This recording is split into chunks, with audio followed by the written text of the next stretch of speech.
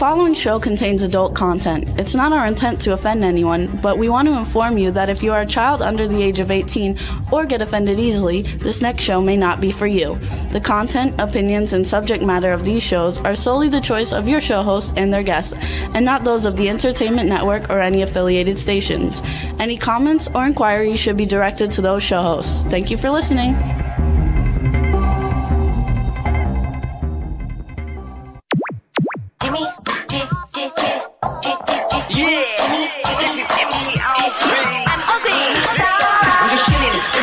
Sitting down and designing, why every man them are thinking, what are we gonna be wearing? Yo, I'm a Liverpool MC, you can't trust me, big up the girls inside the party, let's get down to crazy Jimmy, big up myself and known as Alfie, the one and only, the Turkish MC. Always love the clothes of Jimmy. British, I'm your wanna be, Jimmy Star, new celebrity. We'll take you out to Jimmy Star's. Hey ho, what's up everybody? Welcome to the Jimmy Star Show with Ron Russell, bringing you the good times in music, fashion, pop culture, and entertainment. We're going to have a great show for you guys today. It's going to be a lot of fun. Before we get started, let's say hi to my cool, outrageous man about town co-host, Mr. Ron Russell. This is the best that we're doing for Halloween. Usually we dress. This year, I don't know why we're not dressing, but we did not dress.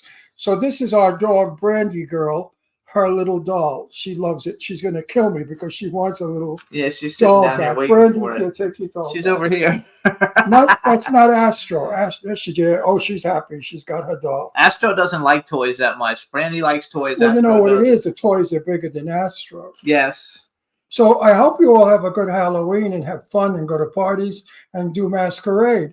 I love it. I do it every year, but this year for some reason, I guess because I'm not feeling well, as you can tell, Actually, you look good. I still have this terrible sinus condition that we can't seem to control. I was told that Palm Springs is the third worst place, second worst place to live in the United States. In the United States for allergies. And here I am. For air quality, yeah. For air quality. And here I am in the worst air quality in California. And I guess, there's a thing called sand something, where the sand gets in your throat, which you can hear. This is not my voice. I sound like I'm being choked. So bear with me, folks. I'm here, not feeling well, but I'm going to do a good show only because we have a dear friend, my Angie B. Angie. I love her. We haven't visited with her in a while. Quick story about Angie B. Angie. She wrote a song called Love. And when Jimmy and I got married, she dedicated that song to us. And I love that song. Do we have it? Yeah, we're going to play it. And we're going to play it. And Not while she's on, though, because we're going to play her new song. And I got real mushy about it. But we're going to hear her new song. But we stayed in Angie B. Angie's 5-story house on a cliff in Atlanta. Where was it? Atlanta. No, but where in Atlanta? I don't know. Anyway, somewhere in Atlanta. And when we stayed over, we had an entire floor for ourselves. It had a kitchen, a living room, a bedroom. It was an amazing house. And Angie got up and was making breakfast for like 20 people that had stayed over from a party she had the night before. We had a good time. She's a sweetheart. And you know what? When she sings, you can hear the love in her song that she has for singing. She's just a sweetie. And I'm so happy to see her again. We have a good show today, you guys. We have actress Laura Ellen Wilson coming on. We actually met her on the set of Clown Motel 3. She played one of my men. She's one of her one of my soldiers. And I had no idea that she was a very qualified actress. I thought she was new in the game. So here I am giving her acting tips or talking about acting. And she's made over 60 movies. 56 movies. So you see, modesty goes a long way. Now, on that set, we had this guy that couldn't stop blowing it out his ass, how wonderful he was, and pushy. Those people go nowhere. If you have humility and you're just working there and you're not bragging about what you do. I mean, on the set, nobody would know that I had a lead role in this movie. Nobody. I don't push my weight around or No, she's just a wonderful girl. Can't wait to talk with her again. We haven't seen her since the set, even though we're friends on Facebook. She's from the UK. She's lived all over the world. She's worked all over the world. So I think it'll be a lot of fun. And then as Ron... And she's as cute as a button. Yes. She's a tiny little blonde cutie pie. And then we have Angie B coming on. She's an baby. R&B superstar. Oh, yeah. She's been around for a pretty long time. Oh, yeah. She actually used to work with MC Hammer, you guys, and not MC Hammer like now, but MC Hammer when he was like the biggest artist in the world, making hundreds of millions of dollars a year. So I have a new story for you, and here's what's happening. My daughter Deirdre just rented a 300-year-old cottage in Doylestown, Pennsylvania. And she got it for a pretty good rent. I mean, $1,800 is not a good rent, but on today's market, that's an excellent rent for what she's got. A beautiful house, wood-burning fireplace, bedrooms. I mean, it's lovely. What's the catch? The catch is the woman that owns the property said that the man that owned the house 300 years ago died and was buried in the cellar. So my daughter has a corpse, bone skeletons in the cellar. She also said that you'll hear a woman whispering and humming, and you'll see doors closed that open in the morning. So the house is supposedly haunted. My daughter Deirdre loves ghosts and loves anything haunted. My daughter Leslie just flew out to Pennsylvania to be with Deirdre for Halloween. And I think they're going to try to do something in the house to see if they could contact the spirit world. I think they're nuts, but it's fun. Yeah, we love that stuff, though. Anyway, it got such a response on Facebook where everyone is saying, Ron, this is a movie. This is a television show. This is something that we're all interested in. We want to see what happens and how Deirdre decorates her house and if there's any goings on. So there's possibly a show coming up that we're going to put together. Jimmy and I will produce it and film it. And my daughter Deirdre, who's a SAG actress, she can be in it. But I don't think so because she doesn't want to be an actress anymore. She gave it up a while ago. But she may come out of retirement for this.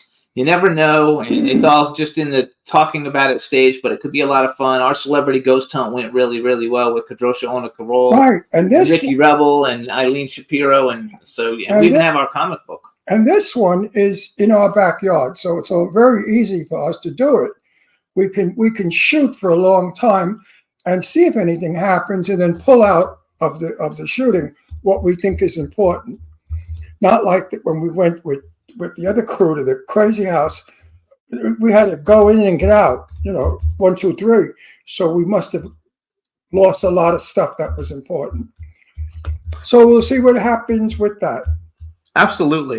I don't think so because Deirdre's very private. I don't think she wants a camera crew in her house. And she certainly doesn't want to act anymore. She's highly successful in her law firm and what she does. So we'll see. We'll see. I'll let you Either way, know. we're going to do some more ghost hunts because our celebrity ghost hunts did really well. Everybody loved them. We had a really good time. And so But here's a house that actually the woman doesn't advertise the fact that it's haunted. It's not like a fake haunt. This is a real private house. Anyway, the guy died and he's in the basement. I won't go down that basement. I get the chills. yeah. The guy, I don't know. I don't know if there are ghosts, if it exists. Yeah. I mean, the woman humming could be an air pipe somewhere in the house that when the wind blows, you hear. I know, but you had a ghost in your other house. Yes, we had a ghost that followed us from house to house, 2 houses. I saw him running across my bedroom in pajamas.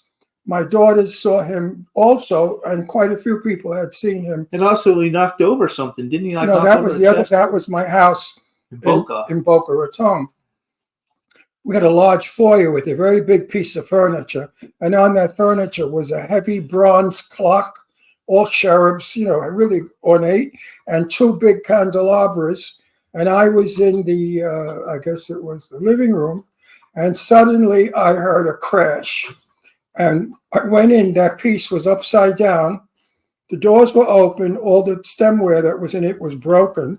And the candelabras were broken. So how did that happen? Things happen that we don't understand, so we doubt them because we're afraid of them. But Christians as well as Jews, as everybody, believes there's an afterlife. They believe that there's a God. They believe there's a Jesus. They believe there's a Messiah. There's everybody. So everybody believes in these things, but nobody wants to believe in ghosts. Jesus Christ is a ghost, if you want to believe in that. So when you go to church and you pray to Jesus, you're praying to a ghost.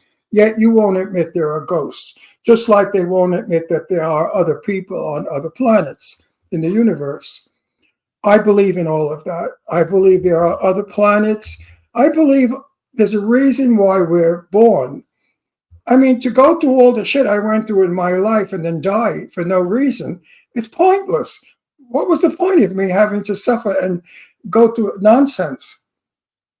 So there is a reason why we're here. How we got here, I have no idea. The great one that created the universe, it had to be done. I don't know. It's a very deep subject. So believe what you want. But I believe that there are energies left behind by us. And I'm going to leave an energy behind. I'm going to kill Jimmy. I'm going to strike him with lightning if he goes out with anybody after I die. You don't have to worry about it. Yeah, I'm going to have you struck with lightning. Anyway, so you guys, we want to thank everyone. We got to talk about other stuff. Better than lightning, I'm going to have your dick fall off. Yeah, that's not nice to say. Yeah, your dick is going to fall off if you go out with anybody after me. When you're not around, but you don't know that I'm not going to die first. Well, my dick ain't falling off. Anyway, you guys, listen, we want to thank everybody for tuning in. Please, you can listen to us on. First of all, we want to say hi. Our chat room is just starting to fill up. So, but Stefan is in the chat room. Hey, Stefan, how you doing? Give my love to your Tina. So is Cindy. Lady Lake is in the chat room. So, hey, Cindy. We want to say you can listen to the show on. Laura's in the chat room, so we'll have Laura coming in 1 second. In the chat room? Not in the chat room, in the thing. Laura is logged in, so we're going to bring her on in 1 sec. But you guys, you can listen to the Jimmy Star Show with Ron Russell on Red Circle, Apple Podcasts, iHeartRadio, SoundCloud, iTunes, Spotify, Amazon Music, YouTube, Google Podcasts, Radio Public, TuneIn, and Amazon Prime. We're on about 150 other ones, but those are the ones everybody knows. Please, if you're going to listen to us on iTunes or Red Circle. And if you're going to watch us, the only place you can watch us, is 360 TV. You can watch us on your cell phone. And YouTube. Yeah, but you have to go tell them where they can see it. I have no idea. YouTube and 360 TV and Roku, you can see us. So thanks, everybody, for tuning in every week. We're having a good time. And we're getting some fun guests. And now we're going to bring on our first guest. And also, I think we're going to bring on the psychic that contacted me from the Doylestown Psychic Association. We might be doing some dealings with them, and it could be very interesting to hear about Doylestown, Pennsylvania, and all the ghosts that are in that town. Especially since we lived there for many years. Yeah. All right, we're going to bring on our first guest. Let's bring in Laura. Laura, hello. Hi. How are you? I'm great. It's so lovely to see you both. It's good to see you, too. Now, I know you went through a lot to set this up. Is there any way it can be turned sideways or no? Yeah, let's do it. Let's do it sideways, and that way you'll be the same size as us. Oh, hang on a second. Oh, that was it. Oh, you had it. Oh, I did? You had it. It was there for there. That's it. I feel like I'm upside down now. Oh, no, there we go. No, now you're just the same size as we are. It looks good for the replay, and we see you better. Now you're closer also. Hi, how are you? Hi, I'm great. How are you guys? We're terrific. And Laura is only a dream. That's a movie, Laura with Gene Tierney. Laura with Gene Tierney. Okay, hold on. Movie. We're going to introduce her. We're going to introduce her because people don't know who she is. I know who she is. I know, but the people who are going to watch this don't. We have to introduce them. All right, we argue a lot. Don't worry about it. Hey, everybody. Now we want to welcome to the Jimmy Star Show with Ron Russell, multi-award-winning actress and black belt martial artist from the UK, now in LA, Laura Ellen Wilson. Hello and welcome to the show. Hello, thank you. I'm excited to have you on.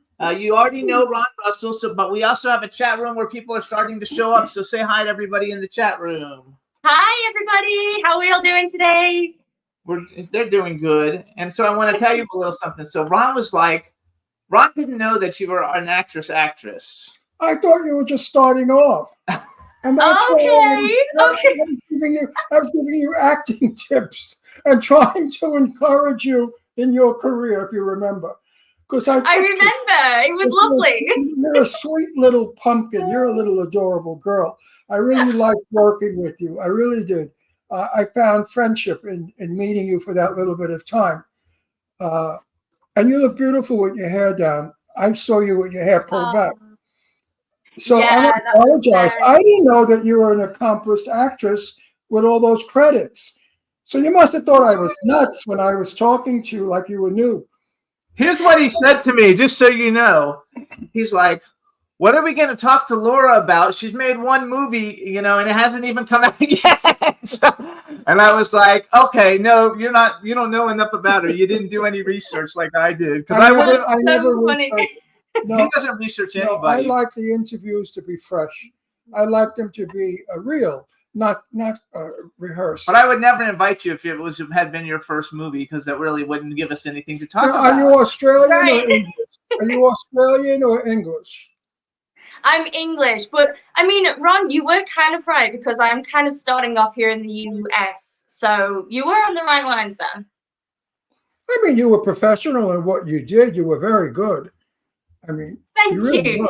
I So mean, you- I'm you a know, professional actress. Whether I'm any good, I don't know, but I'm a professional anyway. No, lots of times I get a little nervous when I work with, I should pay to play people or new people.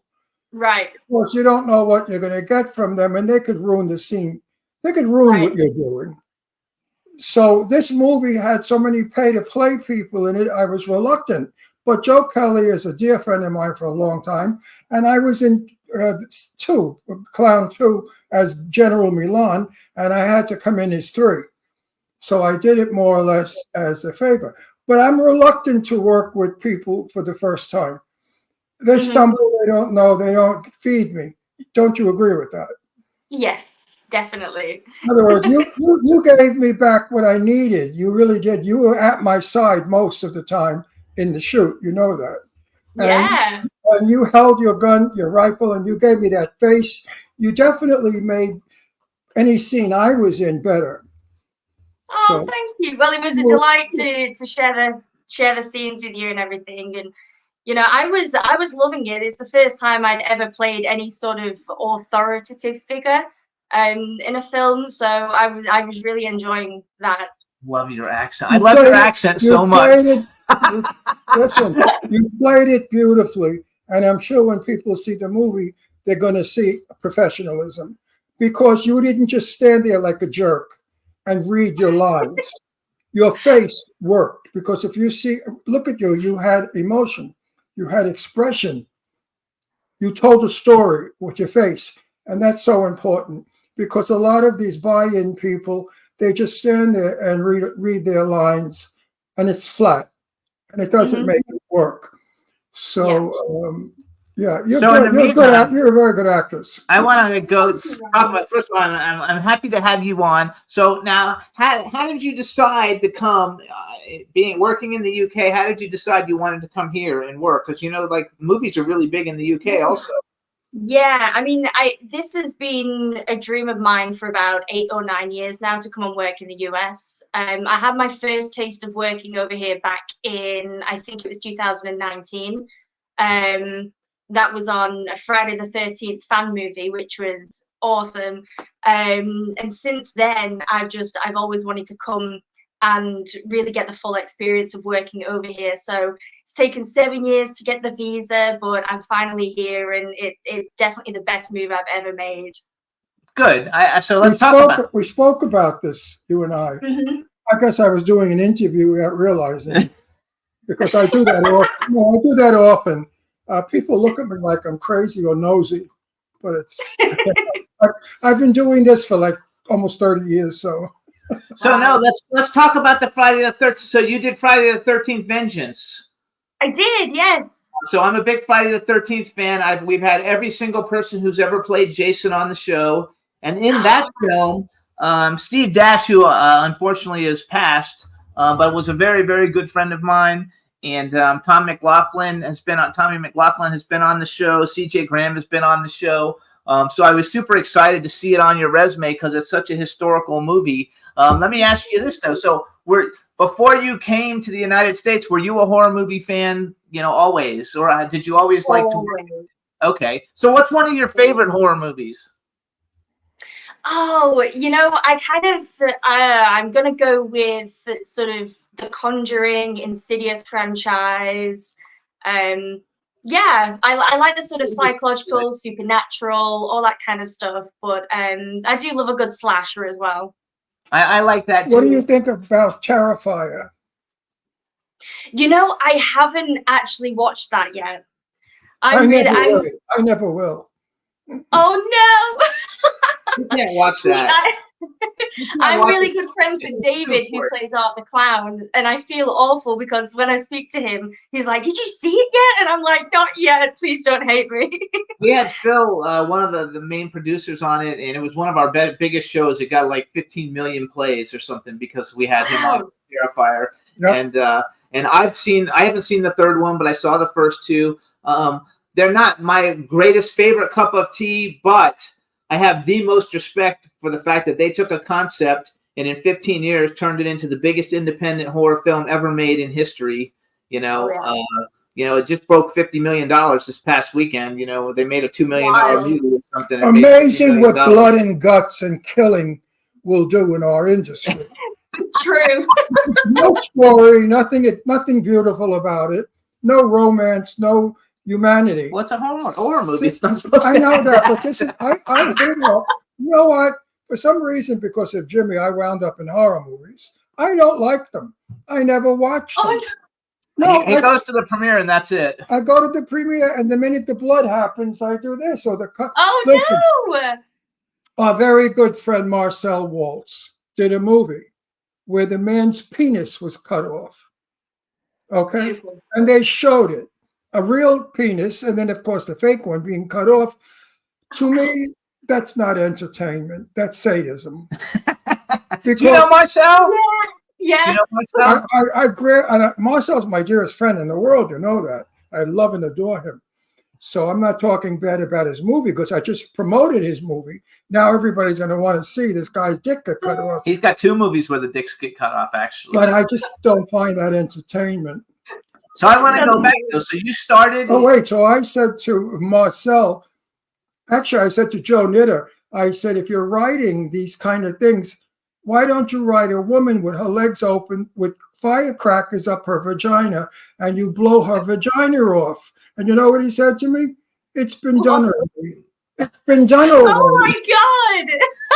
So where the hell are we going in entertainment? I mean, next, what are we going to do next? Put a stick of dynamite up somebody's ass? I mean, really. That's like Endgame. That's right, Endgame. It's funny though, because you said like Insidious and The Conjuring, and like one of the monsters in Insidious is a good friend of mine, Jay LaRose, and he played it because he went to school with Darren Lynn Bousman, so he's in every Darren Lynn Bousman movie, which is Saw and all the big franchise films. But so how was it working on the Friday the 13th? Because it's such a big franchise. And even the fan films do extremely well. Yeah, it was a dream. We did when we were filming and everything, and all the publicity was coming out. There was so much support from Friday the 13th fans, and obviously with Tommy McLaughlin, and we had Steve Dash. Their fans all came on board to support, and it was really quite overwhelming because when I came out, I just thought, oh, it's a fan movie. I'm friends with the director, so he brought me on. It was only a very small role, but it was very memorable. There are no small roles, remember that. Only small people. What was it? Gloria Swanson said that. There are no small roles in Sunset Boulevard. She's not old enough to know what Sunset Boulevard. Do you know what Sunset Boulevard is? Of course. I know of it. No, she's like how old are you? Like 25 years old. It doesn't matter. I was not around when Rudolph Valentino was alive, yet I watched The Son of the Sheik. We are in the business. We have to look at everything that's been done in history of filming because you learn from it. You understand film. So watch better. Sunset Boulevard. It's on. You will enjoy it to death. That is a great movie. You will enjoy. It's about an eccentric Hollywood actress that got old, so it's up our alley. It's a wonderful movie, wonderfully written and beautifully portrayed by Gloria Swanson. All right, so I want to go to some other things here. So first of all, you can sing. Sure, she can. I can. I used to be a singer. Yeah. I wrote down that you worked as a dancer and a singer on a cruise ship and in hotels. So, you know, the people who work on cruise ships, they don't hire people if they suck. Is your background True. is your background Irish? It is not. Because all the Irish people sing. Okay. What kind of Yeah, stuff? if you go to Ireland, everybody's singing in the street, either Italy or Ireland. The Italians always sing. So if they cast you in like a horror musical, you could actually sing in it. Oh, that would be a dream. I'd love that. Like Rocky Horror Show. Wouldn't that be fun? Yes. The other one, the I dad. love Rocky Horror Show. No, that would be fun. I would like to see. Have you ever recorded like music for people to actually like buy, or are you just saying, you know, as part of your job? Yeah, I've never recorded any songs. I'm more of a musical theatre person. So, you know, Chicago, Grease, Mamma Mia, all that kind of stuff. That's right up my alley. But like I'd love to explore. I remember asking you a question, and I remember your answer. Oh, I God. said, are you married or seeing anyone? And you said, no, my career comes first. I'm very busy with my career. I have no time for love. Am I right? Does that still stand? Absolutely. The career is the very, very top for me. I'm You not mean looking for any. Joe Kelly didn't hit on you? No, I don't think so. Not that I'm aware of. He hits on all the pretty girls, so he was very busy with the 130 clowns he had to handle. We're going to play the trailer for Clown Motel 3 in a little bit, just because you're on and that's how we met. Yeah, so we'll play good it. Shots for of you also. So I also wrote down that you worked and you've lived and worked in Mexico, Italy, Spain, the Bahamas, and Lanzarote, which I don't even know where the hell is Lanzarote. It's Lanzarote. Lanzarote. Okay, Lanzarote. Where I don't know where that is either. Where is that? It's a Canary Island, so it's just off Spain. Okay, I've been to Spain, but Lanzarote, I bet when you were in Italy, the guys were going crazy for you, right? Oh yeah, they like blondes. Oh, the guys in Italy are they're something different. I've never experienced Italian guys before like that. I lived in Italy for a year, and I would hang out with my cousins and everybody, and these guys were notorious. I mean, absolutely notorious. They're not shy. They will go up. They are not. No. I mean, they know how to pick up women. Yeah. And it's funny because obviously being in the entertainment industry, all the men know how to look after themselves. So the guys who I was working with and associating with in Italy, they were all stunning as well. Like they were gorgeous. No, the men are handsome and they know it. Yeah, but you're a beautiful girl. You're a beautiful girl. So I know they were hitting on you. So I have another question for you. I saw you did 2 movies and Simon Bamford was in them. Do you know Simon Bamford? I do. I love Simon.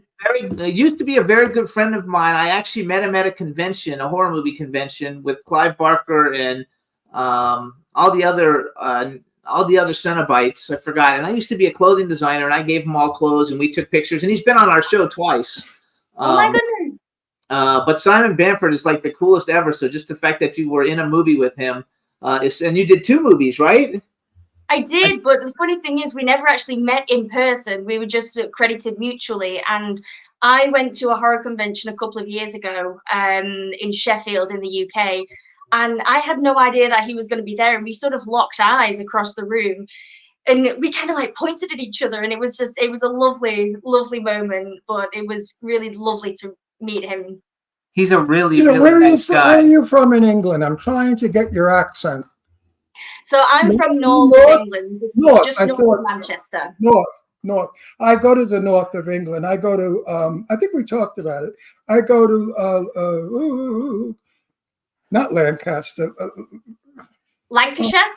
Lancashire, where they shoot a lot. That's where I'm from. They shoot a lot of That's where movies. she's from. I think we discussed that, right? My friend James Jessup owns Baker Farm, the big Yes, I remember you saying, yeah. very gorgeous estate. It has a church on it from the medieval time, you know, as a relic, and they have the coffins with the knights, you know, of shining armor. Yeah. Interesting. I love it there. I love the greenery. The Yes. little narrow roads. It's the most charming place in the world, and they shoot so many movies there. I had no idea. My friend James told me it's one of the most. I love it there. I have to go back. Jimmy's not been there, I haven't been. and you know it's so nice. I've been to England many times, but I haven't been because there. you could drive up to Scotland, you know, which is not far, and have a really good time. So you must miss it there, huh? I do. I mean, I was brought up sort of just on the outskirts of a village, but my house was sort of at the back of a farm. So during the summer and everything, I was used to all the manure smells and all that kind of stuff. And a lot of people hate that, but honestly, the smell of manure and fertilizer is just. I didn't like the sheep. You know, James has a house that's hundreds of years old. It's a mansion. And in the morning, I threw open the windows to breathe the beautiful air, and I almost threw up. So I said to James, "What the hell is that smell?" He said, 300 sheep. Oh, no. We raise sheep on the farm. What a stink. Oh, see, that's a smell of home for me. I love that. I love the beer. He took me to a tavern where my hair was touching the ceiling. That's how low the roof was, because the tavern was from the time of the Three Musketeers. And I had the most delicious, that brown beer, the dark buck. I can have it right now. Oh, I would love it again. The beer was incredible. And I don't drink beer. I don't drink. He doesn't even drink because we don't even drink. But I just love the flavor of whatever the hell they do to that beer. Yeah. Supposedly, this tavern, the recipe for that beer is like 1,000 years old or something. You know. It's like it wouldn't be surprising, definitely. Mm-hmm. So I want to brag a little. Some of the films you've been in, just because I'm bringing them up on purpose, because we've have the people on the show, like with Simon Bamford, you did Project Skyquake. Tom Sizemore and Robert Lasardo were in it, which Robert's a pretty good friend of ours. He's been on a bunch of times. Aftermath with Simon Bamford also, and Eric Roberts, who's been on the show. Sally Kirkland's a friend of Ron's. Yeah. James Duvall, who's been on the show a couple of times.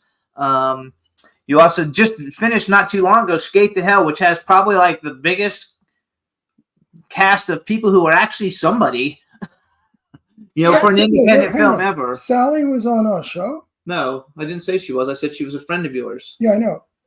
She wasn't on our show, but she's a friend of yours. Then Skate to Hell. You guys listen to this cast. This has everybody in it. I don't even know how you put this many people, but Eric Roberts, Jenna Jameson, Spencer Breslin, Oliver Robbins, that's from Poltergeist, Robert Carradine from the Revenge of the Nerds, James Duvall, Lisa Wilcox is the girl who gets cut in the Freddy Krueger Nightmare on Elm Street in the bed, because we had her on the show and he's like, I hate those horror movies, especially hopefully, the girl who got killed in the middle of the bed when he comes up and she's like, yeah, that was me.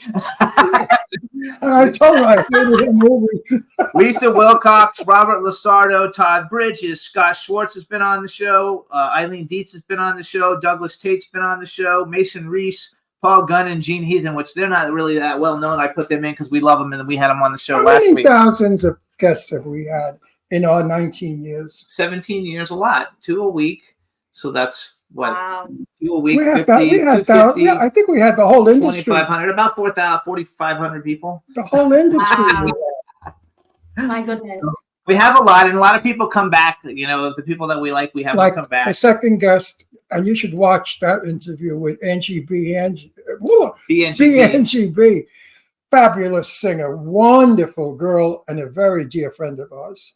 And it's going to be a loving interview, right? Absolutely. It's going to be a conversation. You're not old enough, though, to know. Do you remember MC Hammer? Like, you're not old enough to remember MC Hammer, probably. Also, she's from England. Just about. Yeah, just about.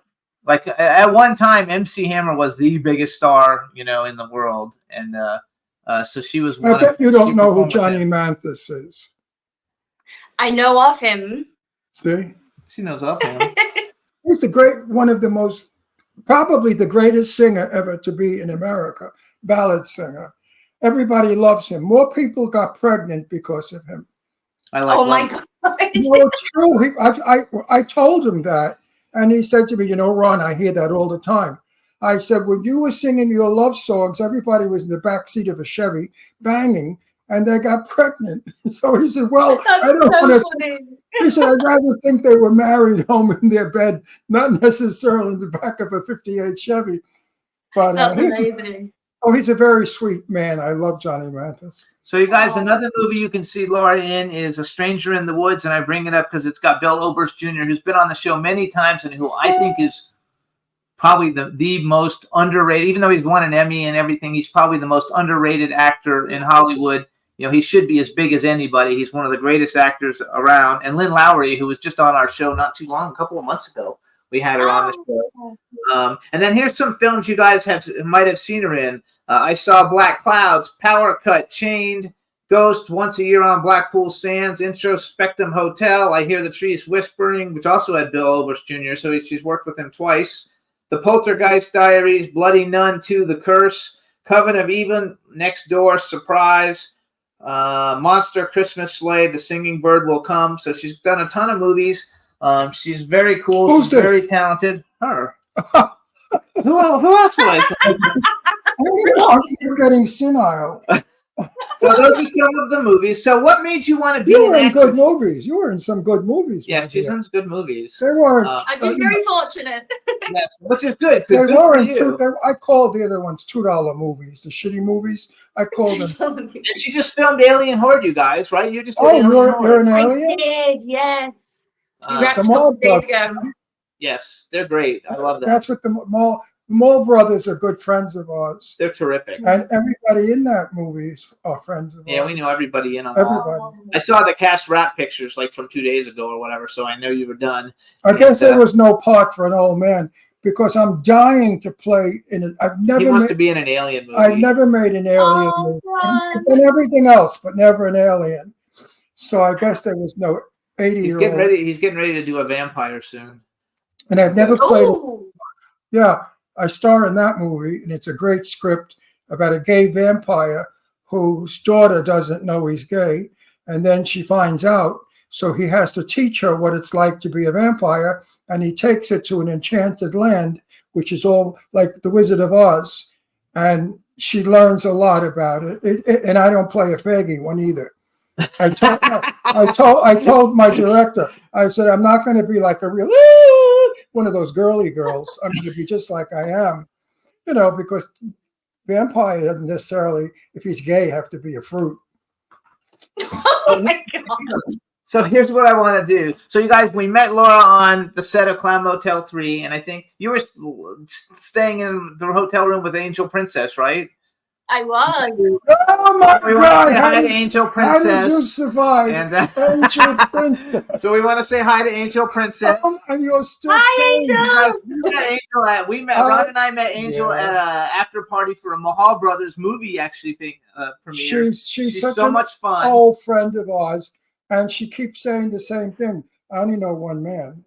I only had sex with one guy, my boyfriend. Angel, when are you going to change the record? And so she talks about how she only had one man in her life, and that's the guy she's in love with. So I haven't seen him in a couple of years. Until Clown Motel. And on the set, I said to her, when are you marrying this guy? I said, you're one and only. So she didn't answer. We love her. She's fabulous. She's so way out. She's so friggin' way out. She's a trip. I just sit there listening to her, and I get such a kick out of her. And she's so pretty. She's a beautiful, lovely lady. So what we're going to do is Any stories about rooming with her? I mean, it was, we had a good laugh in the room, and we got on really, really well. So, She's very sweet. She's very nice. She's wonderful. No, getting with her is easy. So here's what we're going to do. One, we're going to play the Clown Motel 3 trailer. It says Clown Motel 3 Ways to Hell. Laura, you introduce it, and then you hang on. We're going to play the trailer, and we'll be right back. Okay. Are you ready? Yeah. Okay. Everybody, please take a look at the Clown Motel 3 trailer coming right now. There you go. Perfect. To fulfill your ancestors' separation of the human world and the clown world. First,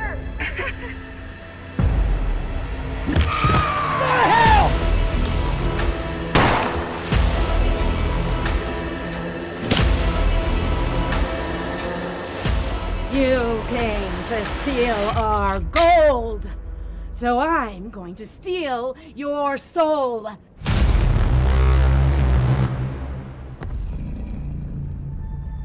What's the verdict?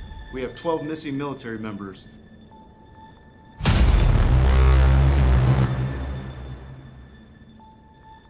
Rivers, you can do it. General, are you saying one last rescue mission? We have one shot at this. Let's make it count.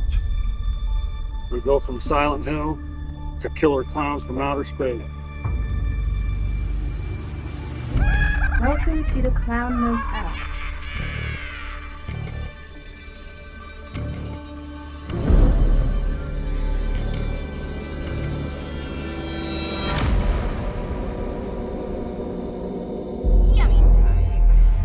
Ever hear of the blood moon ritual?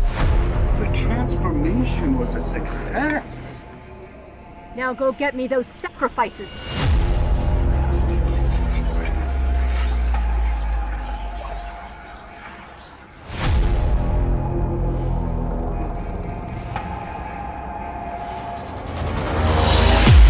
I love you.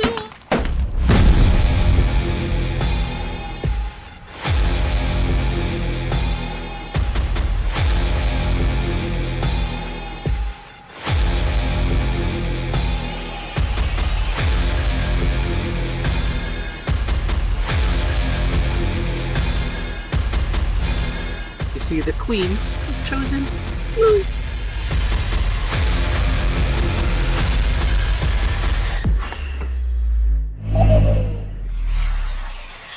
Welcome to the Clown Motel.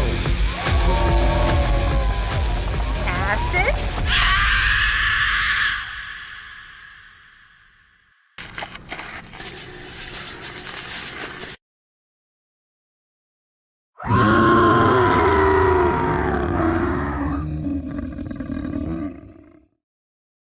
Love it. Yay! So there's at least 3 spots where you really see you in the trailer. Yeah, I think you're probably in other ones too, but you can't tell because you have hats on and shit.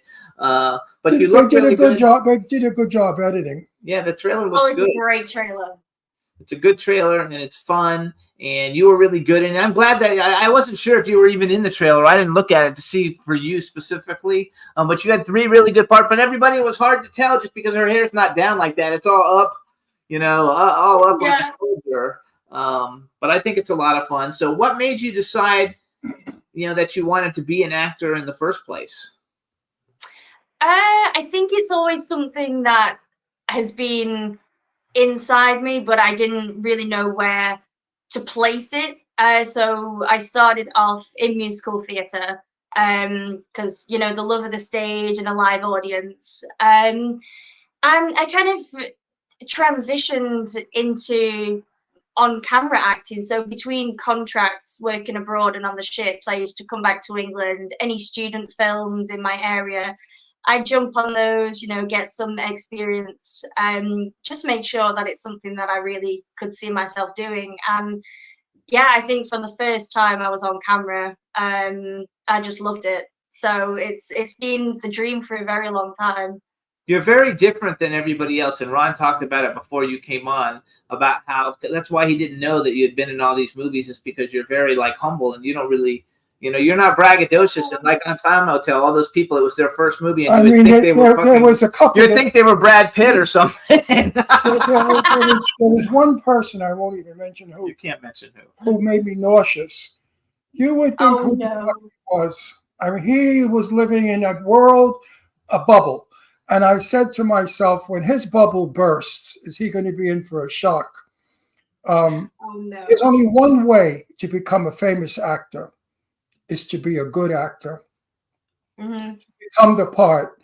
not to act, never be caught acting, as they say. Never to put your ego and I want my friends to see me. I want to sign autographs before your craft. You have to go there humble. And you have to say, this is my job. I work in a factory. It's cold. It's ugly. Sometimes rats run across the stage. And it's frightening. And you have to understand that you're there for the art. The hours are long, 12, 14, 18 hours. Sometimes they ask you to do things that hurt you, that is dangerous. These are what make an actor. If you go into the business, anyone out there listening, just because you want to be, everybody, look, I'm in a movie. Get the fuck out of my business. You don't belong here. No, You got to suffer. I've suffered plenty in this business. I raised 2 daughters, and I had to quit the business for a lot of years. When I could, I was doing very well. I was doing television and stuff. And then my wife and I broke up, and she didn't want the kids. I had to raise my daughters. I didn't have to. I wanted to. So I became a stay-at-home dad almost. And I gave up my career for my kids. And I suffered plenty because people would say to me, Ron, I got a nice part. I got this. Where is it? Oh, we're shooting it in Oregon. I can't go to Oregon. I got 2 kids. Yeah. I got to cook. I got to go food shopping. I got to do everything their mother would have done.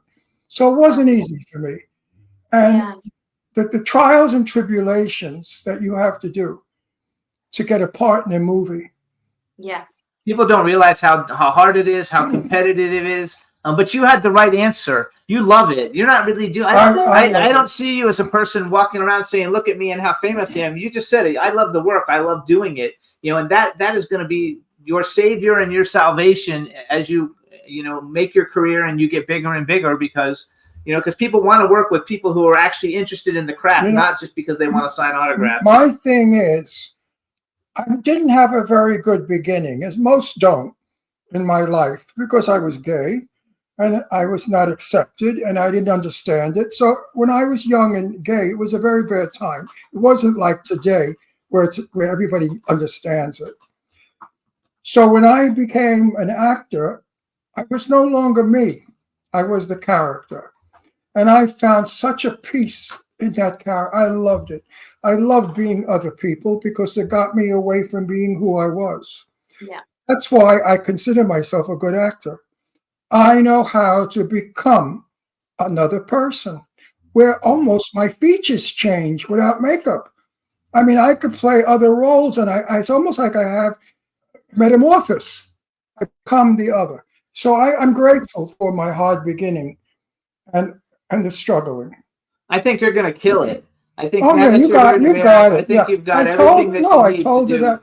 Listen, I thought she was a beginner, and I told her. I said, "You're going to be something. You're a good actress. I like what you stand for and how you speak, what you look like." And right. I think it's perfect. And I'm actually right when I say who's going to make it and who doesn't. So what are some of your favorite kinds of movies? Like if you were sitting at home and you had a cold and you had to stay home for a weekend and watch movies, what kind of movies would you watch? Crazily enough, as much as I love horror and most of my experience has been working in horror movies, the 2 movies that I would go to if I was feeling unwell is Matilda and Annie. What movie? Matilda and Annie. That's so funny. I've never heard of it. Matilda is about. No way. Is Matilda's the one about she goes and babysits the family and she's really ugly and then she gets prettier? Is that Matilda? Oh, that's Nanny McPhee. Oh, that's Nanny McPhee. Okay. Matilda's the little girl. Matilda's the little girl with the hair like the hair. Yeah, she's got magical powers. Yeah, Danny okay. DeVito in it. Yes, okay, I know Matilda. Matilda and Nanny and Annie. I love Annie. I saw Annie on Broadway. Oh, Annie, the play. Oh, I saw Annie. I saw it on Broadway also. So I think that's that's actually I saw it when it first opened with that little girl. I forgot her name, who's now a Andrea woman. McArdle. Yeah, who's a woman. And she was brilliant, that little kid. She was just here in public not too long ago. So wait, did you ever play, were you ever in, when you were young, were you ever in Annie, in any plays anywhere? Oh, the movie and the play are 2 different things. I know, well, she did the movie. She watches the movie, but she could have done the play because she said she did plays. Have you ever been in Annie? I actually haven't. My first play was probably when I was about 15. Okay, oh, you would have been too old to play a little kid in Annie then. What was your Yeah, first play? What was it? What was your first play? It was actually one that me and my friend wrote at school, and it was called Lights, Curtains, Jazz. And it was basically just a compilation of all random musical songs and choreography with all of my year groups. So that was kind of, it was different, but it was a lot of fun. I know all the words to all the Annie songs in Annie, and you know they made a second movie, Annie 2. And the second one wasn't any good, but it has one song in it, which I forgot what it is because I tried to buy the soundtrack and you can't find it anymore. It's like gone. But they did make an Annie 2 movie, and it has one song. There's one song in it that is phenomenal, but I just can't remember what it is. I don't remember. No, but Annie on Broadway, I was there not opening night, but probably in the first couple of weeks that it opened, and they were terrified. The producers, they didn't know this little girl could hold an audience for more than 3 showings. I remember the publicity on it. This girl got a standing ovation that lasted 10 minutes, I believe, on opening night. Wow. I saw the original Annie on Broadway. And then because of Carol Burnett, I watched the movie.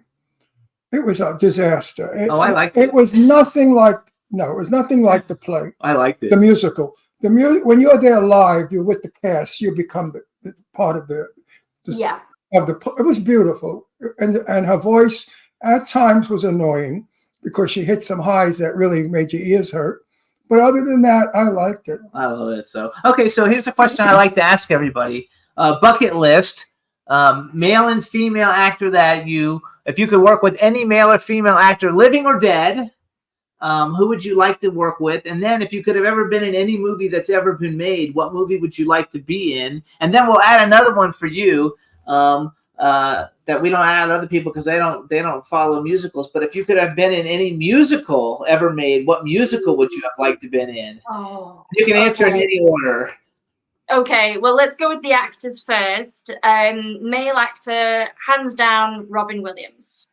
Oh, wow. That's awesome. Adore him. It hit me very, very hard when he passed away.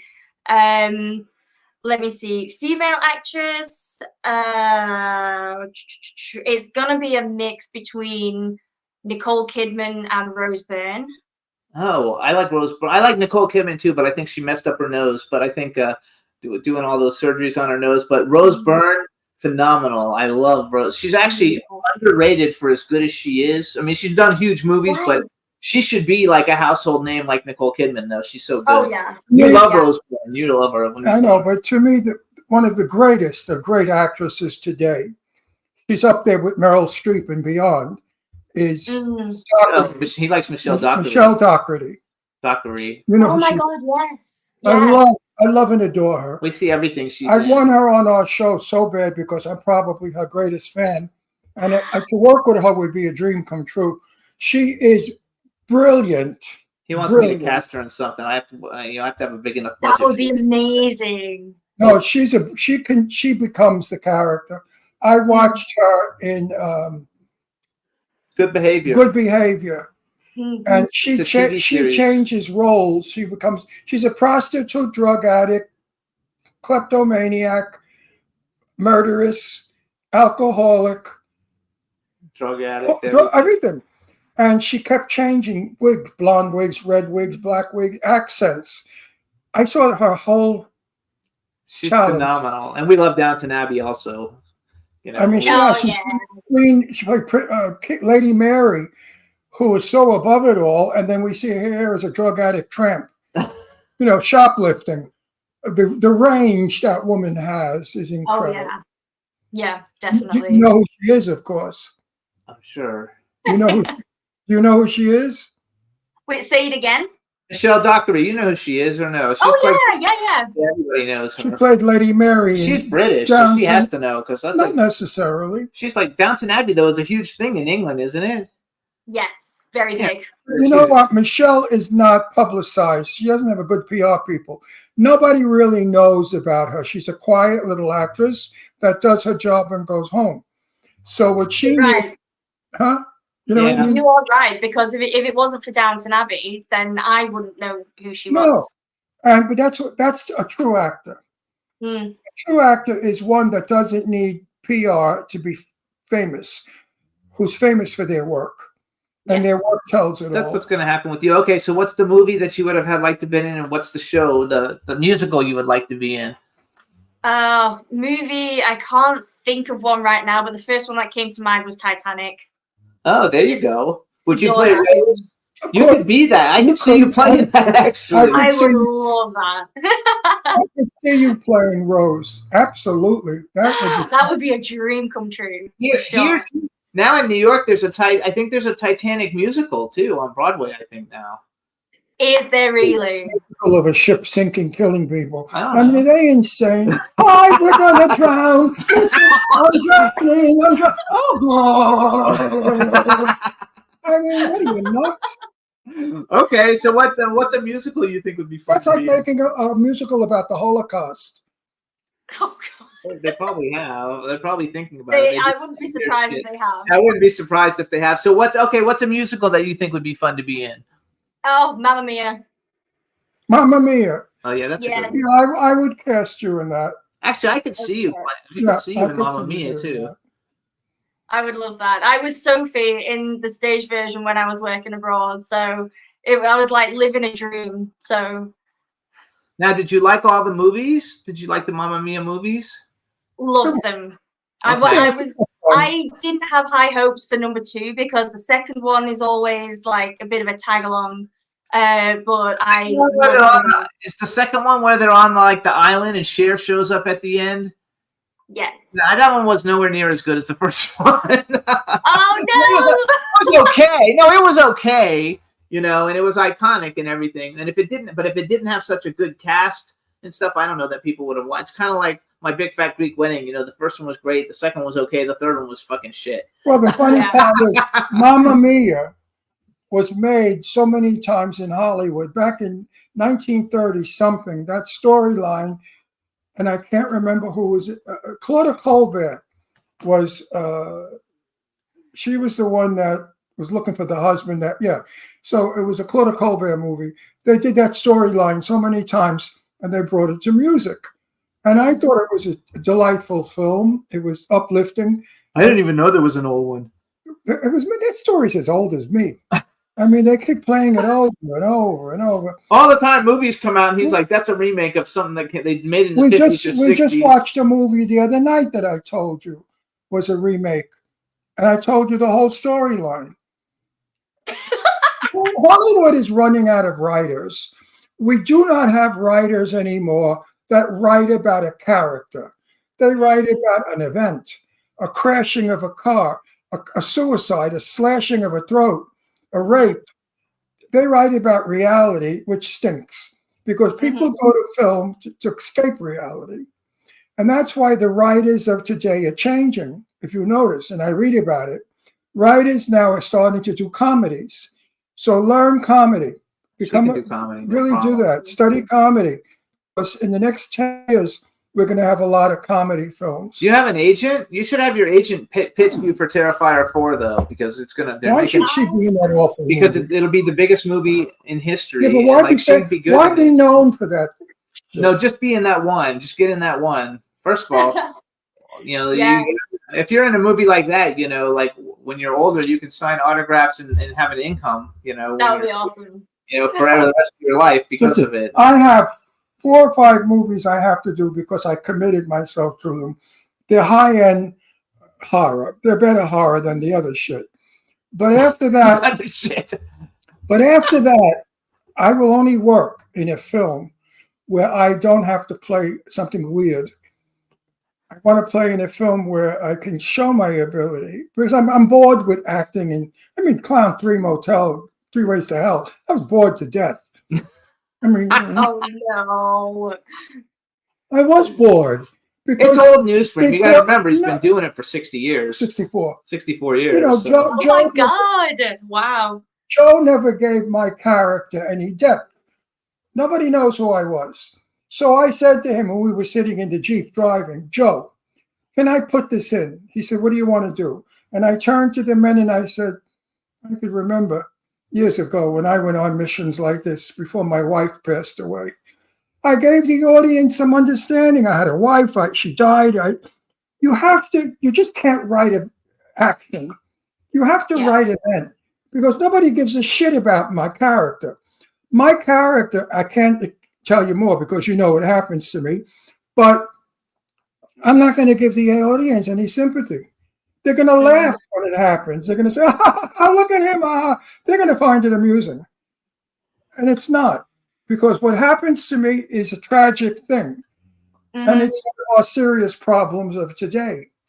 Yeah. But Joe doesn't. I'm so happy though that you said Nicole Kidman and you didn't say Meryl Streep, because everybody always says Meryl Streep and I'm like, Meryl's a good actress, but she's not Betty Davis, who she loved and adored. And she tries to be Betty Davis, and it doesn't come off. And Rose Byrne, first of all, you know that because Rose Byrne has been in horror movies. She's a brilliant in comedies. You know, she has a career. You know that it would be a great like role model, that she didn't get pigeonholed in one thing, and she can do dramatic roles. She can do comedy roles. She can do horror roles.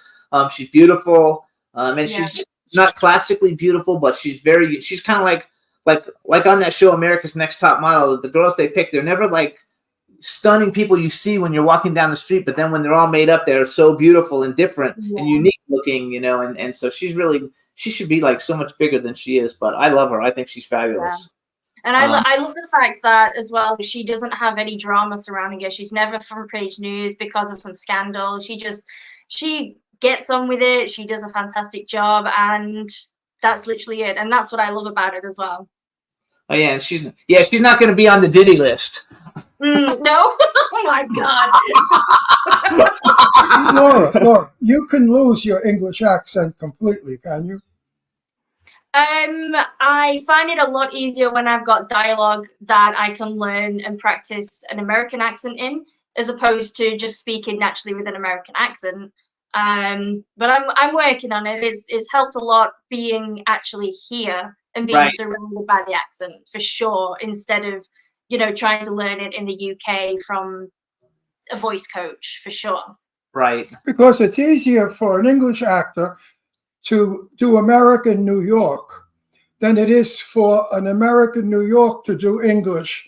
Some of these actors, I hear their English, I want to throw up because they don't sound English. They sound like they have a speech impediment. So, it's not like this to be English. You know, this is what they think English is, when you pull your mouth together and you talk like Jimmy Stewart. That's not the accent. So a lot of people go into like an Oliver Twist Cockney style. Cockney is easier than English. Yeah. I did English one time when they said you sounded Scottish. Oh no. Yes, I got it right. You know, I spoke like this, and this is not how English people speak. They don't speak this way. That was pretty Queen's English RP. No, I sound very Scottish, you know, because I was born in London, and my lover was Scottish, so I learned everything from my Scottish lover. That doesn't sound good. You know what I mean? No, it doesn't, because it's out of my head. But when you read a script and you learn the words and you have a dialogue coach, then it's easy. Yeah. Because they, you know. So what's coming up? We only have about 2 minutes left to go. What's coming up? First of all, you guys follow Laura on Instagram. It's at Laura_Ellen_Wilson. And we'll be working. If you don't use the Laura Ellen Wilson, you won't find her on IMDb. So make sure you use Laura Ellen Wilson, because I plugged in Laura Wilson and everybody on there like didn't have a single credit, and I was freaking out. So go to Laura_Ellen_Wilson. So what's coming up? Anything exciting that you're allowed to talk about? So I've just been cast as main supporting role in a movie that's shooting up in Washington in January and February. It's called The Lizzie Borden Game. It's a horror, of course. It's a little bit like the Bloody Mary game. So that's going to be a lot of fun. That's with somebody who was in Friday the 13th Vengeance as well, Calvin. He played my boyfriend. Okay, that's good. Good for you. That's terrific. You and I will be working again. I hope so. It was so Oh, nice to work with Definitely, you. and in a better movie where we can show our acting abilities. Yes. Not some dumb film for kids. No, we'll get you. I have a bunch of films that I'm like working on. So when my financing comes through, because I don't cast them until I finance them. So we'll get you in some cool stuff. So you guys, this is Laura Ellen Wilson. Please follow her on Instagram. Check out all her accomplishments on IMDb. Watch her films. When Clown Motel 3 comes out next year, we'll do a cast show, and we'll make sure you're part of the cast. We won't bring everybody on, but we'll bring like the people we like. That would be amazing. And we'll do a cast show. So and in a movie, you could play my daughter. Yes. Granddaughter. No, that's how the English say daughter. Oh, okay. Daughter. Daughter. I love it. So, Laura, thank you so much. Congratulations on all your success. We only wish you the best. Thanks for coming on the show, and we'll see you soon. Good seeing you for again. having me. Bye. Bye. Bye, guys. Bye. She's adorable. Absolutely, she's totally Just adorable. And I tell you the truth, she's not phony because, off camera, we chatted a lot. We sort of hung out. And I just found her to be delightful and ambitious and charming. And what a catch she would be for some guy. Absolutely. She's a sweetie pie. So we're gonna take a music break. I don't know where our guest is, but she should be here any minute. I'm gonna try and text her, but as we're going along, so you guys, we're gonna play BNGB's "Love," and this is a song that she dedicated to Jimmy and I when we got married. So Jimmy and I consider it our anniversary song and wedding song. Well, so this wedding is "Love," you guys. It's a beautiful song. By BNGB. It's beautiful. Please enjoy, and we'll be back in a second. I love this song.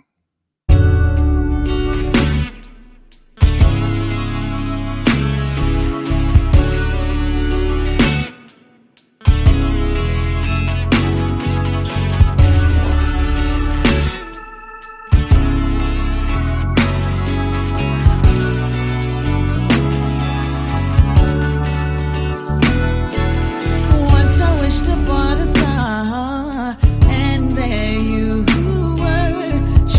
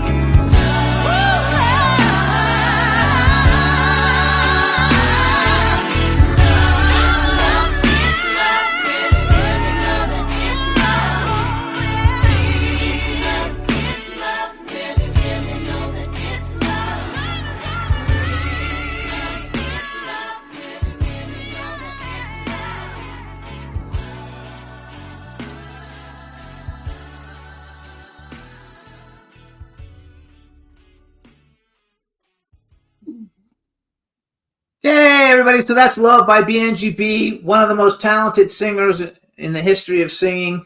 It's a beautiful song, one of the greatest ballads ever written. Because she sings from the heart, not from the throat. And we were at a party at her house, and she sang this song "Love" to a piano, and she was wonderful. The song is wonderful, and I can't wait to bring her on. So we're gonna bring her on now. Let's bring her on. Look at you! Where the hell have you been? Where the hell have you been? Oh my God, it's my Ronnie Poo Poo. Hello, darling. Ronnie Poo Poo. We haven't seen you in ages. Oh my God, do you guys remember that day?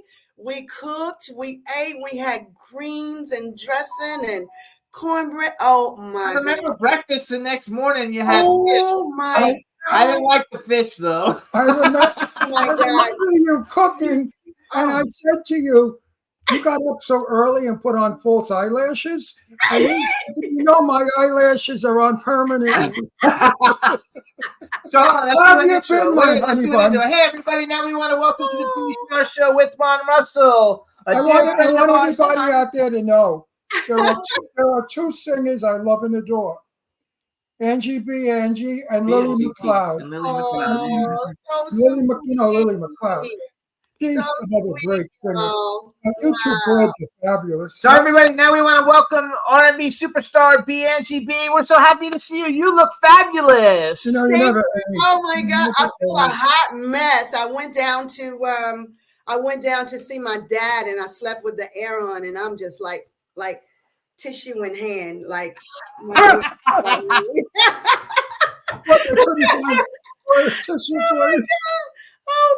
Oh my God, it's so good to see you guys. It's so good to see you. So we have a bunch of people in the chat room. Just say hi to the chat room. Hey, chat room. Hey, everybody. You don't age, so like from when we met you till now, you look exactly the same. Oh, shut the front hair, door. different I love you too. I love you. No, when they say black don't crack, you're a perfect example.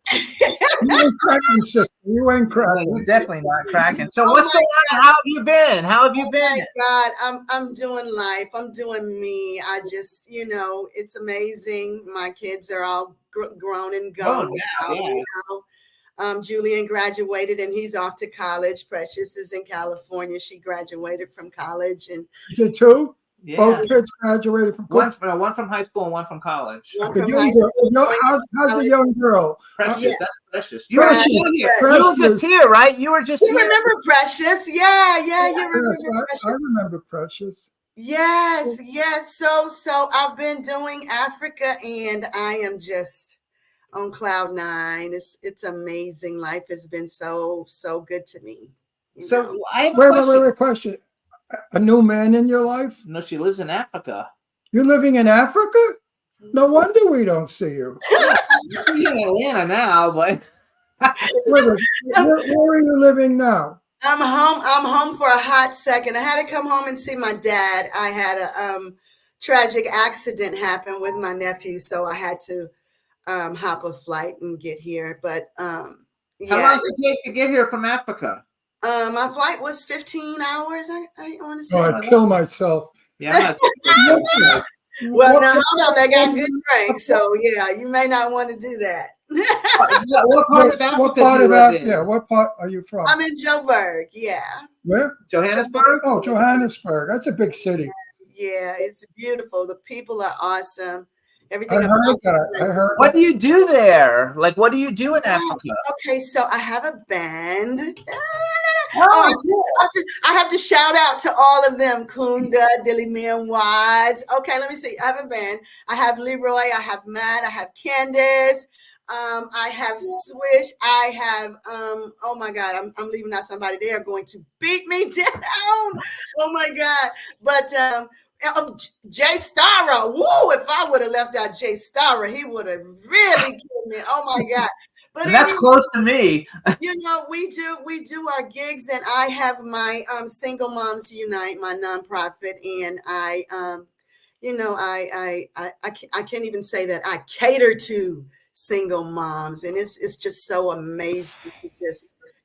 Just the little bitty things, just the little small things. They love it. I mean, So are you I didn't famous even in do South that. Africa? Or like, do people know I'm who getting, you I'm are? getting there. I'm getting there. I'm getting there. No, that's so cool because like they kind of know who you are. So I was telling everybody before you came on earlier when we first started the show.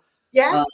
You know, you had your beginnings. You were part. You know, worked with MC Hammer, not like MC Hammer like later, but MC Hammer when he was like at the top of the #1 biggest star on the planet. Yeah. And then you actually went on tour, right? You went on tour with him in the 80s and the 90s? I did. We actually toured. We actually started the tour at Paisley Park, Princess, in Minneapolis, and I was still recording my album at the time. So Prince kind of like opened the door for everything, like for rehearsals, like for recording in the studio, like for. I mean, it was everything. Nightlife, Sheila E. Everybody was just a part of the big picture. But we stayed there and we rehearsed for 1 month and we hit the road for 2 years. For 2 years. You gave up that beautiful home you had. Are you still live in that home that we stayed at in Atlanta? Do you still live there? Oh my God, you guys have missed so many homes since that one. Oh, you're like me. We've upgraded about 5 times since that house. My God, yeah. You guys listen. You have to listen to what she's saying. Upgraded. The house was like 11,000 square feet. It was like 5 stories.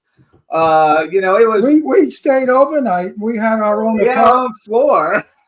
Amazing. When I speak, you don't. When you speak, I don't. Shut the fuck up already. We're married 11 years. Would you believe it, Angie? Yeah, we you guys sounded like it's been 11. Yep. Yes. Yeah, I get it. I get it. But yeah, it was. But you know what was so fun about that, and I just cannot. The connection in the room around the piano was just. It was wonderful. Amazing. Amazing. I do believe I cried that night because it was just so heartfelt and just having everybody in that space and just being happy and in love with life. You know what I mean? It was a wonderful evening. It was an evening of unity. It was, definitely. You know, it makes you stop and say, why can't it always be that way? Oh, my God. Why do we have to have trouble and problems with stupid asses who say terrible things about each other? Really, and divide us with color. What the hell is color? Look how beautiful you are. You're so bronzy. I wish I could get that color. Really, you're bronzy. Your skin looks like bronze satin. Oh my God! It does. It's beautiful. It's mine. It's mine too. Like, right? No makeup here. I don't have it. No. all you and gorgeous as can be. And a beautiful person like you are. You're a beautiful person that makes beautiful music.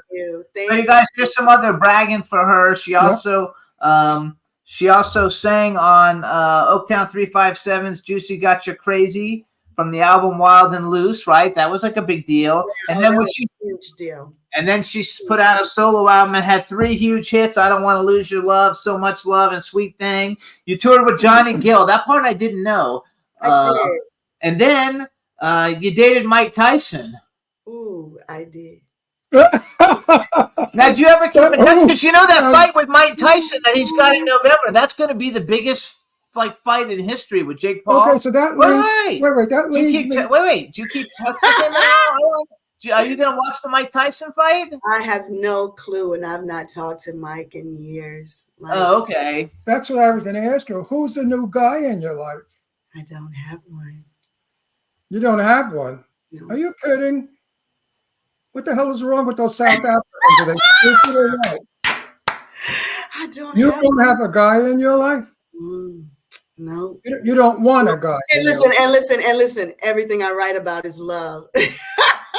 Well, wait a second. Yeah, but your new song is called "It's You." So who the fuck are you talking about?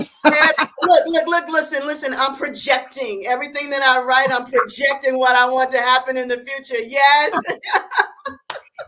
You know what? My daughters both are so beautiful, and they don't have a guy. and they would love to have a guy. I don't know what it is today. I don't think men give a shit about women anymore. Well, you know what it is too. And then because you're queen and you're worthy of just the best, no settling here. You know what I mean? No, I know what I want, and I hate to give away all of my goodness to someone who does not deserve it. I believe with that. I agree with that 100%. No settling. Yeah. I'd rather be alone than to just, Yeah, that's what my kids say. Yeah, to just give all of me to someone who's not going to be appreciative of all of this. Absolutely. Goodness. You know what I mean? My daughter Leslie said, Daddy, I've waited this long. I'm not going to settle. I know what I want. And that's what you're saying. And that's smart, because so many people marry young and they wind up in a mess. It's true. It's true. But, I'm not lying when I say you're beautiful. You know you're beautiful. No, you know you cut the shit, Angie. You know you're my baby. You know I love everything that comes out of your mouth. No, but I'm not blowing smoke. But he doesn't say it to everybody, so like he means it. I'm not blowing smoke up your ass. I know you're not. Be a Hollywood phony. You know the Hollywood phonies. I love you. You're wonderful. Oh, bullshit. If you were an ugly broad, I would never say you're beautiful. Never. How could I? People would laugh in my face. They'd say, that ugly bitch, and you're saying she's beautiful? It's true. You are beautiful. You know, I'm remembering the day at the airport in that gold lame outfit you were in, a gold lame jumpsuit. I don't know if you remember. When we first met. Okay. We met in the airport. I had on. No, it was a hotel. We met in a hotel. And we did all those crazy photo shots. Oh, yes, in that badass chair. Yeah, it's a badass chair. I was ready to put that chair in my car. Yes. That was a long time ago. Wow, my God. We have so many memories. But, I just kind of feel like, sometimes maybe when you are set in your ways, it becomes difficult to make it happen. And I'm not the, get online and go find a date kind of girl. You know what I mean? But look, wait a minute. Hold on. Let me think about what I just said. Hold on. You probably got like a little black book of like booty call people that you could call when you really need it. No, you know what? And send them home. And that's right. Let them come and go. That's right. Let's get. A lot of people want to know exactly why did you move to Africa? You know what? It was, I used to dream about Africa. I knew that my son was going to be graduating. I actually started kind of laying the bricks like 2 years in advance. So I went the very first time. I fell in love with it. You know how I am about my houses. The houses there, the architect was just amazing. I was like, oh my God. And, I saw something that I liked, and I went back and I got it. And my son graduated, and after he graduated, I flew back, and I've been flying back. They kick me out every 3 months, so I have to be out. I have to be out. You have to come out every 3 months and go back again. Yeah. Every 3 months. So I come home for 3 weeks and then I go back. But it's so funny because in the 3 months, I'm like thinking to myself, damn, this is kind of jacked up. You gotta, because you really don't want the weather, y'all. The weather is always beautiful. It's like the sun wakes you up. It's like something I've never seen. It's just. Oh, we have a lot of people, not a lot, but we know people that have moved to Africa. I can't think of right now who. I had a trainer I worked with for 3 years, and he was from Johannesburg. And my friend Marilyn, Marilyn moved to Africa, and she said, Ron, the best wine is in South Africa. Oh my God. She raves about the wine. So she sent me a case. I don't drink. Oh but the people that drank it said it was fabulous. South African wine is the best. I don't drink wine because it makes me hoarse. So that stopped when I was 26. Not good for the voice. Not good for the voice. Yeah, this is my gift, and God knows I love it. But give me some. Now let me shut up. I won't say that. Our viewers out there who don't understand what Africa is, it is not a straw hut with people running around with spears. It's a city. So Johannesburg is a major city, like a New York. It's big metropolis. Do you have animals? Absolutely. Oh my God, giraffes. Well, we have this thing in the house, like where you can put a tray in the top window, and the giraffe. It's you know how you have like the puppy bin where the puppy comes in from outside. They have the same thing for giraffes. So the giraffes can stick their heads inside and eat from the tray inside the house. So it's like a pet giraffe, or it's just a giraffe that lives out in the wild and comes? It's a real giraffe. It's a real giraffe. Not in this house. Not in this house that I live in now, but you have houses that are this way, and you can have the giraffe come to your house, and it's reserved for wildlife. You can't build on it. You can't do anything. And they just kind of romp around. They roll around and visit and walk across the street. I had to send you this video because it scared the living daylights out of me. But, you know, it's like I didn't know whether to run or to just be. It's like having your own Jurassic Park, though. It's like having your own Jurassic Park in your backyard. Yes. Not with dinosaurs, but with exactly. Absolutely. I would love to go one day to Africa, but I don't think. Listen, I've got 8. I've got 8 on this one run. You got your room. Come on. I'm waiting for you. Open invitation. Yeah. A 15-hour flight. I would jump out the airplane. A 15-hour flight. How do you handle it? You know what? Really, though, I'm going to tell you to be totally honest. If you take a night flight, you have a couple of drinks. They feed you a great meal, you know, and then you take your nap. You wake up. Maybe I say you have about 2 hours where there's dead space, where you have nothing to do. But after that, you're there, and it's customs is really easy. You know, it's nice. You guys would love it. Oh my God, I would love to have you guys. You would. I'm telling you, you never know. Want to go home. You never know. We do all kinds of crazy shit. So let's wait a minute. Hold on. I'm going to hit you. I got to call you right back. Okay. Love you too. Okay. Bye bye. That was hilarious. Sorry. What kind of climate do you have? Huh? What's the climate there? Today it was, I think it was like 72, 73. We're going into summer now. We have the winter months, and it's the opposite. How cold does it get in the winter? Not like here. It's not cold like here. I think I would say about 65 tops. Oh, okay. So you have perfect weather. Yeah, beautiful weather. And the palm trees are like you're in the middle of LA or something. I mean, it's absolutely gorgeous. And how hot does it get? Like in the heat of the summer, how hot does it get? Oh crap, it gets hot. Yeah, it gets hot. What's our 90? Okay. I'd say about 90 is the highest. We're in Palm Springs, and we had days at 124 and 127. So wow, it's way too hot. That's crazy. That's all right, crazy. Wait a minute. Hold on. Palm Springs.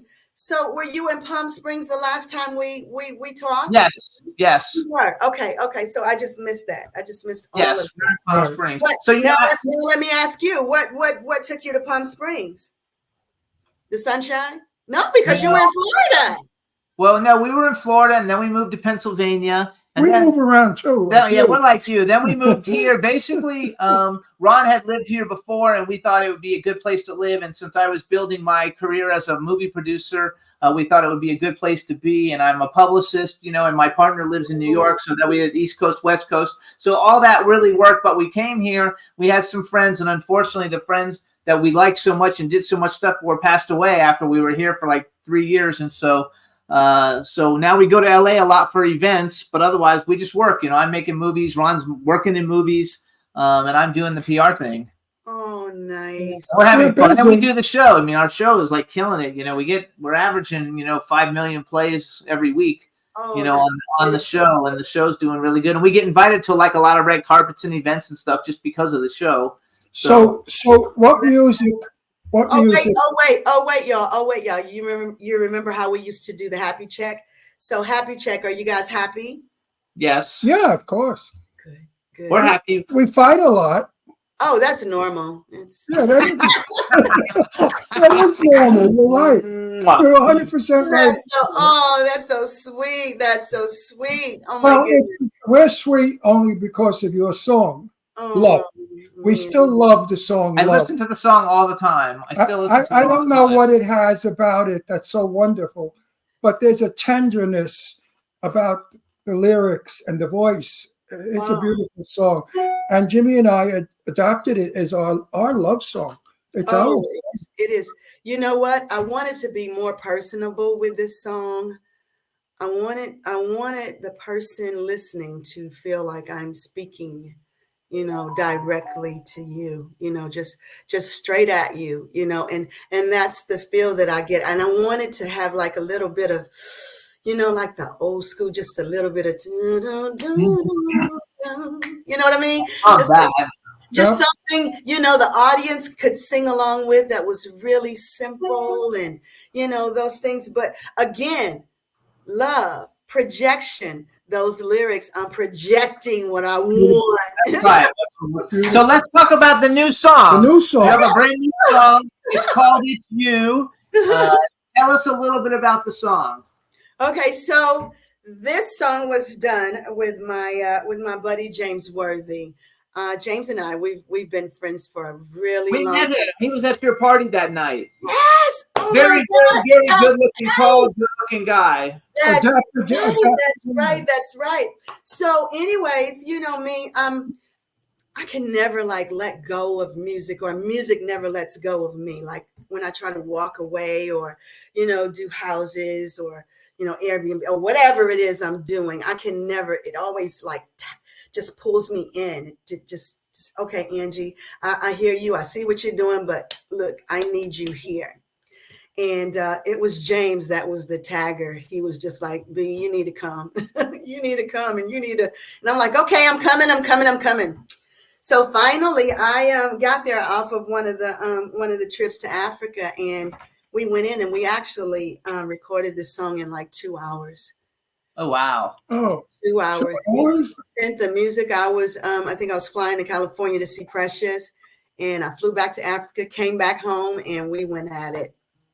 We went to town. And by the time I got there, there was just a couple of things that I don't like to go into the studio not knowing or having an idea of what I'm going to do. I don't like ad-libbing. I just don't. But that's where James comes in, and he throws lines at me, and I kind of take them from there, things like that. But yeah, we did it in 2 hours, and he's like, I'm going to run with this, because I'm like, okay, all right, good deal. Not really thinking, okay, yeah, right, whatever. It's like that thing. Didn't you also do Love in 2 minutes? We did Love in 4 hours. Yeah. Right. So you did. So that's the way you do. That's just kind of like a way you work. It either works or it doesn't. Yeah. She knows. Yes. It either works or it doesn't. And my sessions are like jam sessions. It's like it's gonna come to it. It's from the heart. Sometimes I'm so deep into my song, I can't even open my eyes because I'm so deep into soul. I just can't. Is that the Poochie? Oh my God! Stop. I think there's a car out front or something. Okay, so the name of the song is "It's You." What I'm gonna do is we're gonna play it, but Juan, get the "It's You" one ready. I want you to introduce it to us, and then we're gonna play the song, and you hang on, and we'll come right back. You want me to do it now? Yeah, do it now. Okay, all right. Hey guys, this is my new single. It's entitled "It's You." Humble music. B Angie B. Peace and love. Oh, I love that.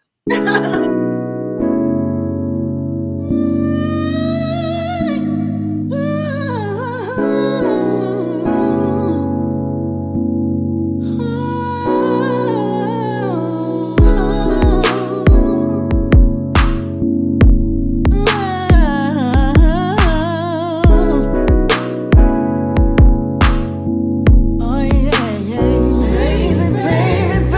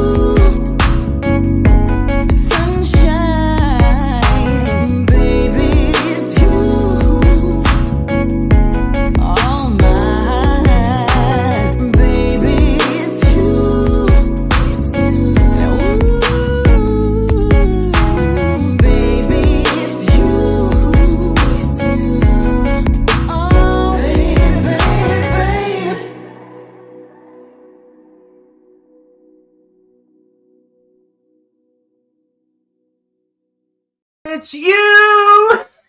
Another hit. Another one. You got the sound, baby. You got the sound. You didn't lose the sound. You didn't change your technique or who you are. Wow. You stayed perfect. I love it. Love the song.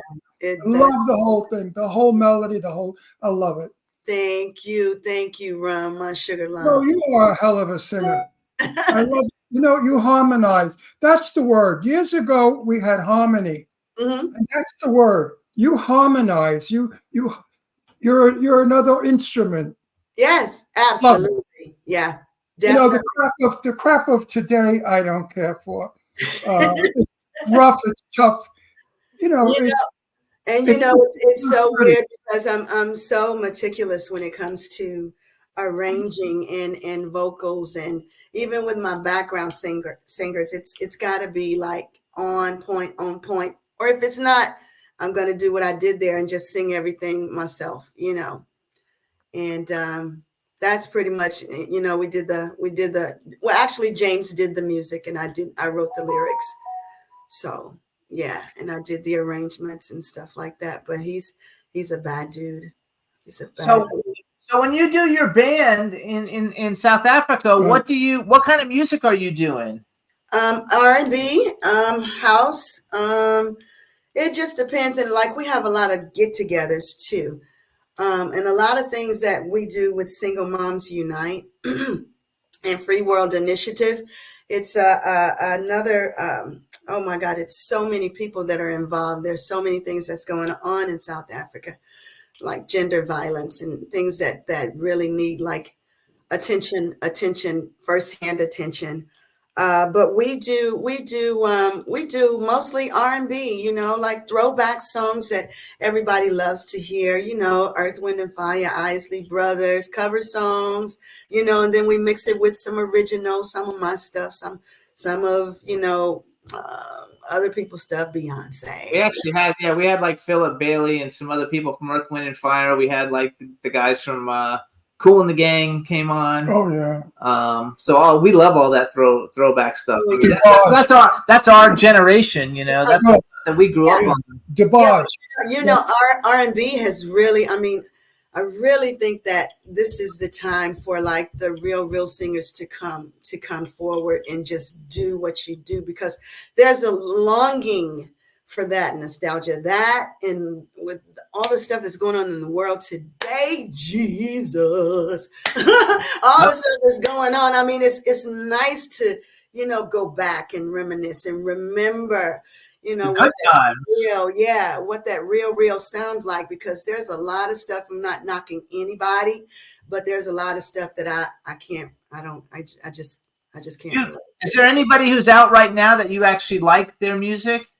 You know what? I have been such a, how can I say this, a political junkie with everything that's going on in the world. I promise you, I couldn't tell you what's hot right now. When I say I can't tell you, I couldn't. So we don't have to worry though. They're not coming to knock on your door about going to a Diddy. You didn't go to a Diddy party, right? I know, baby. No, I know, right? Oh, wasn't that an awful story? It's an awful story, and a lot of people are going to get hurt from it. And but you know what? They should get hurt from it for doing the things that they did. So yeah, but I have to interrupt because more Angie. We need more. Well, you're right. We need more Angie. We need the sweetness of Angie, and of course, I hate making it. I hate being like phony. Yeah. So I have to curse you out and say bad things so people this way will say that he doesn't stop wonderful. But I can't. Yeah. Cannot do it. Your music binds people. It brings people together. It brings us together because it's soft. It's lovely. It's beautiful. It should be aimed. It should be everybody. It should be. There's no such thing going like they say. Oh, it's old fashioned. Get the fuck out of here. But so one thing I didn't know about you, or at least I don't think I knew about you, because I was doing all kinds of Google searches just to see Ruck roll. No, it's good stuff, only good. Even if number one, I didn't see anything bad, but even if I did, I wouldn't bring it up because I only want everybody to know how wonderful you are. Sweet. But you were credited as the forerunner to soul singers like Mary J. Blige, Erykah Badu, and Jill Scott. I mean, that's some fucking credit right there because those are three of the greatest singers ever. And I love them all. I love all of them. I mean, you know, I've got a list. I mean, Aretha Franklin, Beyonce. I love this girl. This is oh God, this girl's voice is Can I Call You Rose? I can't even remember her name right now, but she's got such a beautiful voice. And I just, you know, and you know me, I love gospel too. Yes. So lovely Andrea Johnson. Oh my God. And it's just so much. Mary's doing her thing. And I'm so proud of Mary for she's everlasting. I mean, she's like the damn Energizer bunny. She just keeps going and going and going, you know. But yeah, I'm a big Jill Scott fan, actually. Like I've always liked Jill Scott a lot. Mostly, I like people who have clean, beautiful voices, you know, like that aren't run through a million things to sound good. Yeah, exactly. I love Jill Scott. I mean, but you know what? We've got some awesome talent. I mean, we've got some voices that are just. I was listening to John Legend the other day. He was out knocking on doors for the election, and they asked him what his favorite song was, or a song that could, you know, be in comparison to this moment. And he was like, glory. I was like, that boy's voice. His voice is amazing. His voice is so he's a super So talent. I want to ask you, Just Angie, so you know. Angie, huh? are you going to always live in South Africa? Africa? You know, what I'm doing really is Airbnbs, and wherever I want to be. If I have 5 more on my list, like Costa Rica, Portugal, the Bahamas, Aruba, and there's one other one I can't think of right now. But I love blue water. I love my life right now. I love me. Girl. You know what I mean? So, and being happy in that when I'm not there, I just, you know, just Airbnb it and keep it. No, you're normal. You're good. You're a normal person. Yeah.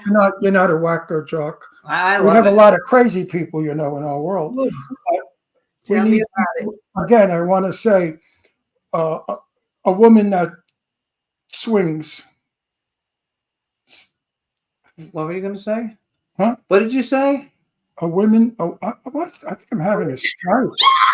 I'm not lying. I'm serious. I think I'm having a problem. I can't Well, we're speak. done in 2 minutes, so then we'll see what we can do. So No, it's true. I'm not kidding. I have a problem. you need sugar, maybe? I have diabetes. Diabetes. Listen, we've got 2 minutes, maybe less than that now. So when am I going to see you guys? I don't know when you're going to see us. Hopefully, you're going to see us soon. In the I might come meantime, to Africa. yeah, we never know. Wait. Listen, I'm flying to California on Friday. So I'll be, let me see. Oh, we got to chat. We'll chat offline. Yeah, we'll chat offline. Good. You guys, so Definitely. follow BNGB's Instagram. Yeah. It's at BNGB for real, the number 4 REAL. Please get her new single. It's You. It's fabulous. We want to thank you for coming on the show. We really miss you. We love you to death. And the song is good. The song is fantastic. So and all the best to you and your kids and the family and everybody. We're always sending our love your way. Thank you so much. I love you guys and I miss you dearly. All right. Bye-bye. We'll see you next time. Bye. All right, everybody. We'll see you next time. Thank you. Everybody, thanks for tuning in. And Astro's barking. And we'll see you guys soon. Bye, everybody. Thanks.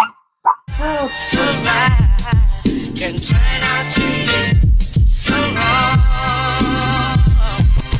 Yeah, we in the mix. Yeah, now we in the mix, it's another episode. Here we go, the Jimmy Star Show with Ron Russell. Interviewing the hottest, newest, and truest of today's celebrities. Make sure to subscribe so you can get notified weekly. Jimmy Star, he's the king of cool. Ron Russell, he's a gorgeous dude. Chat room is live and you would be a fool not to vibe with us at the Jimmy Star Show with Ron Russell. So come watch it live on W4CY Radio. Miss some past episodes, download on iTunes. The Jimmy Star Show with Ron Russell. It's the Jimmy Star Show with Ron Russell.